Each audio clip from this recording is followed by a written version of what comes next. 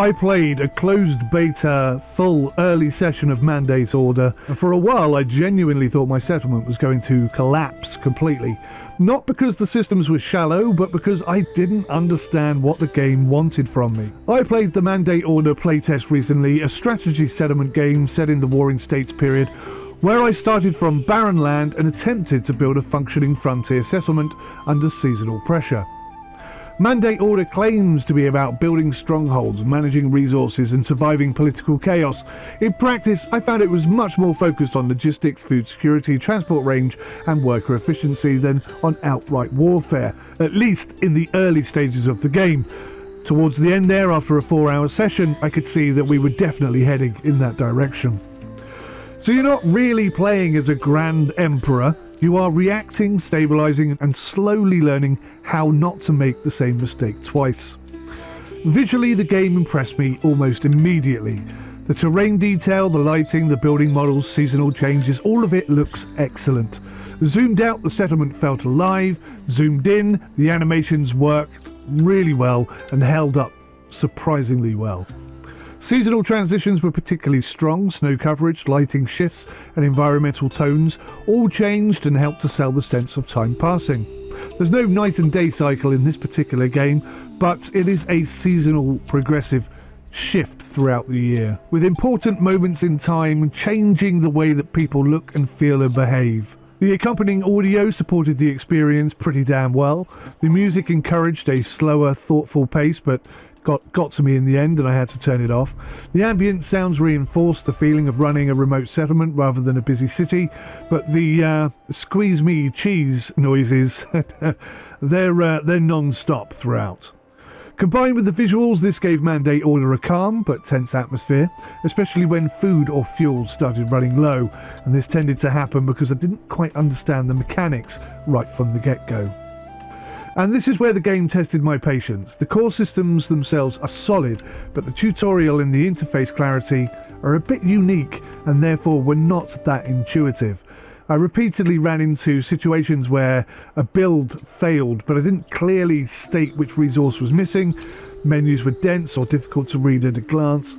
Conscription and militia formation worked, but only after a bit of trial and error, and something of an error where the camera would constantly snap back to the main base, and it often happened at the worst possible moments. So none of this felt unsolvable, but it did feel underexplained. Now, I reiterate the fact that this game is in a closed beta. It hasn't even released yet. There is a lot more work to be done on this game, and the developers are really on top of it, looking for feedback, asking for information, and then trying to resolve, fix and improve the game in accordance with the feedback that they receive. I have to say that once I understood the kitchens, the fuel flow, the transport stations and the storage range, the game suddenly made sense. It's one of those kind of games that you have to play once and fail to learn how to play it, and then on your second playthrough you're 100% on top of everything right from the get-go. Unfortunately, that understanding for me came after several hours and many painful mistakes, but I did get there in the end, and the game felt very solid once I reached that stage. One of the strongest design choices I noticed and appreciated was how storage behaved locally. Building a second storehouse did not magically duplicate inventory like on many RTS games. Resources had to be physically moved from one place to another, and the distance obviously therefore mattered. The single decision added a lot of realism and forced proper planning, something many strategy games shortcut, and I really appreciate that. It added a lot to the entire experience, and everything has been approached in that kind of manner, which is great.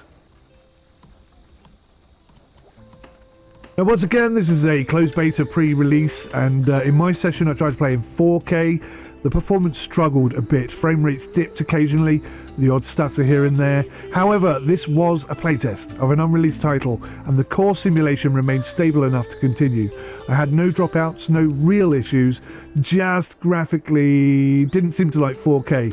2K I think it would have worked absolutely fine, and maybe next time I'll stick to playing in 2K. So optimization clearly needs a bit of work, but nothing suggested a fundamental engine problem. This game is really solid. So overall, once all the systems clicked, Mandate Order became a genuinely absorbing RTS title. I really found myself planning expansions, preparing for winter, preparing for war, and I was thinking ahead rather than reacting to situations, and I was starting to plan what I wanted to do next, and I was starting to get to the point where I was going to start building some big structures and taking control of the area. Now, I stopped playing because it was late, not because I was finished, but it was one of those games that was really hard to put it down. I think I spent about 4 hours on it in the end, and it was very late at night when I finally finished. Mandate Order already has the foundations of a strong strategy game. It respects realism, avoids magical shortcuts like most RTS, and it rewards your patience and logical decision making. But in order to reach its full potential, it's going to need a slightly better tutorial to help people get up and running, a slightly better UI. There's a few things that don't quite add up in my honest opinion. Communication between the game and you could do with a bit of work, and obviously there's that camera bug that I mentioned. But if all of these areas are improved, and I genuinely believe that they will be, this really could be something special. I haven't got into the combat situation yet. I will follow this up with more details in regards to that, but I'm very much looking forward to seeing how it works out. There is a lot of suggestion or persuasive indication to suggest that you're going to be able to have massive, huge scale battles in this game, and that could be something very interesting to behold. Thank you for watching. Please hit that like button, subscribe if you'd like to hear more, and of course, it takes a lot of time and effort to make these reviews for you, so please, if it's helped you, if you found it interesting, chuck me £1 a year. There's 30,000 of you watching these videos, so £1 a year will really help to keep me going. No pressure to do that. I will always try and keep these videos free, but it's just how long I can keep doing it without any money coming in at all.